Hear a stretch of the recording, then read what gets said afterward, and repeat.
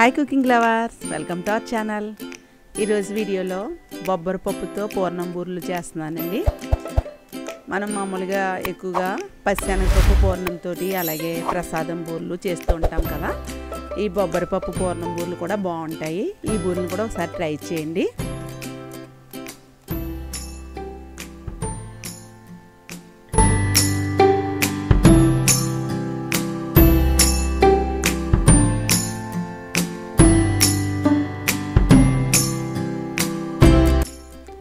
ఈ బూరెలు చేయడానికి 1/2 కప్పు మినపగుళ్ళు తీసుకుంటున్నాను.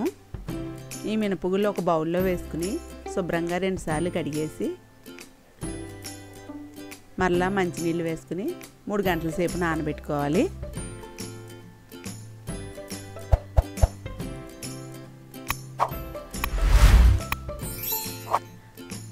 బొబ్బరి పప్పు తీసుకున్నానండి. బొబ్బరి కప్పు అయితే కప్పు నిండా తీసుకుంటున్నాను.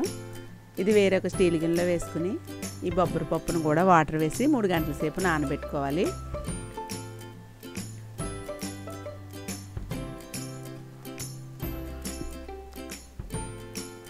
ఈ బొబ్బరి పప్పుతో బూరెలు అయితే మా చెల్లి చేస్తూ ఉంటుందండి. తుని అటువైపు అయితే చేస్తారు. టేస్ట్ అయితే చాలా బాగుంటుంది. 3 గంటల తర్వాత మినపగుళ్ళు కూడా నానాయి. ఇప్పుడు ఈ మినపగుళ్ళు వాటర్ అంతా తీసేసి ఒక మిక్సీ జార్ తీసుకుని నేను మిడిల్ జార్ తీసుకుంటున్నాను. ఇందులో ఈ మినపగుళ్ళు వేసుకుని కొంచెం వాటర్ యాడ్ చేసుకుని బూర్లకి తోపుకి పిండి రుబ్బుకోవాలండి.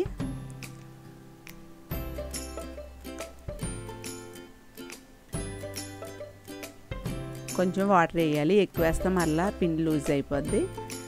ఇప్పుడు ఈ పిండిని ఒక బౌల్లోకి తీసుకోవాలి.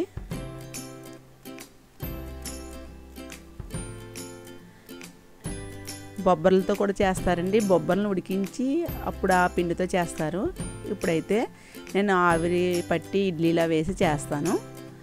పిండి అంతా ఒక బౌల్లోకి తీసుకున్నాక ఇందులో నేను బియ్యం పిండి కలుపుతున్నాను. 1/2 కప్పు మినపగుళ్ళకి 1 కప్పున్నర బియ్యం పిండి తీసుకున్నాను. ఈ బియ్యం పిండి కొంచెం బరగ్గా ఉండాలండి, ఇడ్లీ నూకలా ఉండాలి. అలా అయితే బూరెలు పై లేయర్ అంతా క్రిస్పీగా ఉండి కరకరలాడుతుంది.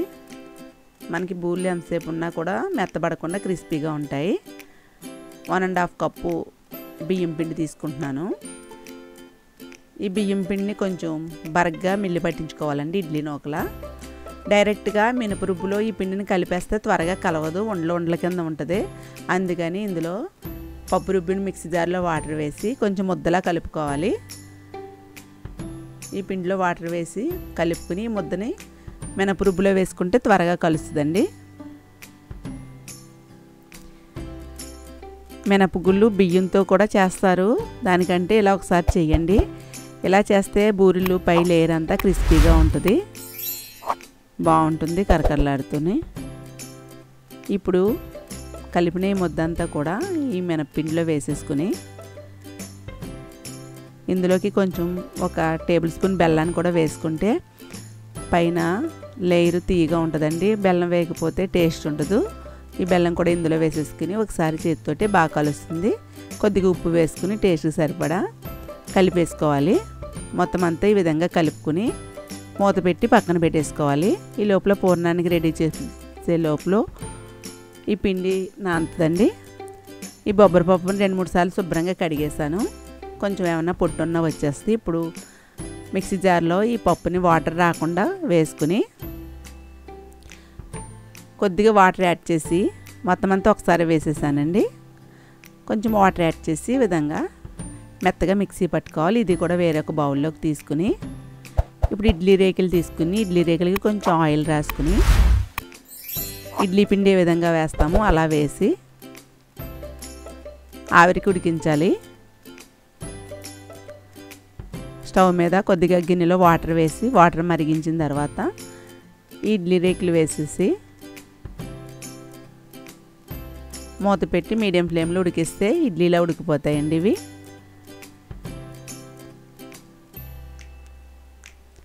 7-8 నిమిషాల తర్వాత మీకు చూపిస్తున్నాను. చూడండి, ఇలా వేలుతో టచ్ చేస్తే మనకి మెత్తగా తగలకుండా ఉంటే ఇడ్లీ ఉడికినట్టే. స్టవ్ ఆఫ్ చేసేసి ఇడ్లీని తీసి చల్లారనివ్వాలి. ఇప్పుడు ఒక మిక్సీ జార్ తీసుకుని నేను పూర్ణంలోకి పంచదారతో చేస్తున్నానండి. పంచదార అయితే 1/2 కప్ కంటే కొంచెం ఎక్కువ తీసుకున్నాను. అలాగే ఒక 5 యాలకులు కూడా అందులోనే వేసేసి పొడి చేశాను. చేసిన పొడి చూడండి 1 టేబుల్ స్పూన్ కంటే కొంచెం తక్కువ కప్పు అయ్యింది. ఇప్పుడు ఇడ్లీలను కూడా ఒక ప్లేట్లోకి తీసుకుని ఈ ప్లేట్లు కొంచెం ఇడ్లీలు చల్లారిన తర్వాత మిక్సీ జార్లో వేసుకుని కొంచెం మిక్సీ పట్టుకోవాలండి. ఒక్కొక్క బొబ్బరి పప్పు అయితే ఇడ్లీలు గట్టిగా వస్తాయి. అదే ఒక్కో పప్పు అయితే బాగుంటే చేతితో ఇలా చిదిపితే చిదిగిపోతాయండి. ఇవి కొంచెం గట్టిగా వచ్చాయి, అందుకని నేను మిక్సీ జార్లో వేసి కొంచెం మిక్సీ పడుతున్నాను. చల్లారిన తర్వాత పంచదార పొడి వేసుకోవాలి. అంతా ఒకసారి వేసేసుకోకండి, మరలా పూర్ణం పలచన అయిపోద్ది. చూసుకుని వేసుకుంటూ ఇలా ముద్దలా కలుపుకొని ఇలా పూర్ణాల కింద ఇలా రౌండ్గా బాల్స్లో చేసుకోవాలి. ఎప్పుడైనా బూర్లు తినాలనిపించినప్పుడు నేను ఇలా చేస్తూ ఉంటానండి బొబ్బరి పప్పుతో, చాలా బాగుంటాయి. ఇప్పుడు మొత్తం అన్నీ కూడా ఇలాగా రౌండ్గా బాల్స్లో చేసుకోండి. నేను ఈ సైజు ఉండలు చేస్తున్నాను. ఇప్పుడు నేను ఆయిల్ పెట్టి ఆయిల్ మరగనిచ్చేసాను డీప్ ఫ్రైకి. ఇప్పుడు చూడండి అరగంట సేపుకి నానింది ఈ పిండి. ఇందులో నేనైతే సోడాది ఏమీ వేయలేదు. ఒకసారి కలుపుకుని ఈ విధంగా ఉండాలి బూర్లు వేయడానికి. ఇందులోకి బాల్ని వేసి ఇలా కొంచెం పైన కూడా పిండి వేసి జాగ్రత్తగా స్పూన్తో తీసి ఆయిల్లో ఇలా వదలాలండి. పైన లేయరు గట్టిగా రాకుండా ఉండడానికి నేను కొంచెం పిండిని ఇలా కొంచెం జారుగా కలిపాను. ఇలా అయితే బాగుంటుందండి, క్రిస్పీగా ఉండి టేస్ట్. అలాగే స్పూన్తో ఒక్కొక్కటి కూడా అలా జాగ్రత్తగా దూరంగా వేయాలి. ఆయిల్ బాగా మరిగిన తర్వాత మీడియం ఫ్లేమ్లో పెట్టి వేయాలండి. ఈ విధంగా స్పూన్తో తీసుకుని స్పూన్కి పిండి రాకుండా బౌల్కి ఇలా అనేసుకుని ఒక్కొక్కటి బూరు వేసుకోవాలి. వెంటనే గరిటె పెట్టకూడదు.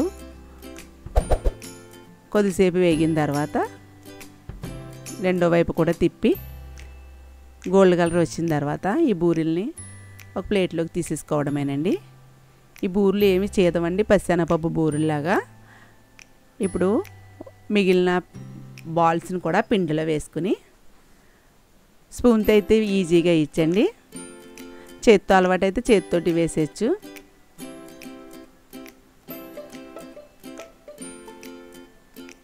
ఇలా తోకలా రాకుండా ఉండాలంటే ఇంకా పిండిని కొంచెం గట్టిగా కూడా కలపచ్చండి.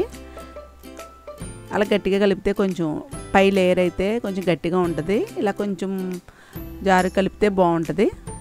చూడండి మీకు ఎలా వీలైతే అలాగా పైన పిండిని కలిపి ఇలాగా ఒక్కొక్క బాల్ వేసుకుని మీ అలవాటుని బట్టి స్పూన్తోనైనా వేయచ్చు, లేదా చేతితోటైనా సరే ఇలా ఉండను వేసి కొంచెం పిండి ఇలా వేసి ఇలా 3 వేలతోటి తీసి జాగ్రత్తగా మిగిలిన పిండిని బౌల్కి ఇలా రాసుకుని జాగ్రత్తగా వదలడమే. ఇవి కూడా రెండో వైపు వేగిన తర్వాత ఇలా స్ట్రైనర్తో తీసేయడమేనండి. ఇప్పుడు మొత్తం బూర్లన్నీ వేసేసాను. స్టవ్ ఆఫ్ చేసేసి ఇవి వేడివేడిగా తింటే చాలా బాగుంటాయి కరకరలాడుతూ. ఒకసారి మీరు కూడా ఈ బొబ్బరి పప్పు పూర్ణంతో బూర్లు చేయండి. చేసిన తర్వాత టేస్ట్ అయితే డిఫరెంట్గా బాగుంటుంది. మీరు పప్పు బూర్ల కంటే ఎక్కువగా ఈ బొబ్బరి పప్పుతో బూర్లు చేస్తారు. ఇవి లైక్ చేయండి, షేర్ చేయండి, సబ్స్క్రైబ్ చేయండి, సపోర్ట్ చేయండి. నెక్స్ట్ వీడియోలో కలుసుకుందాం. Happy cooking.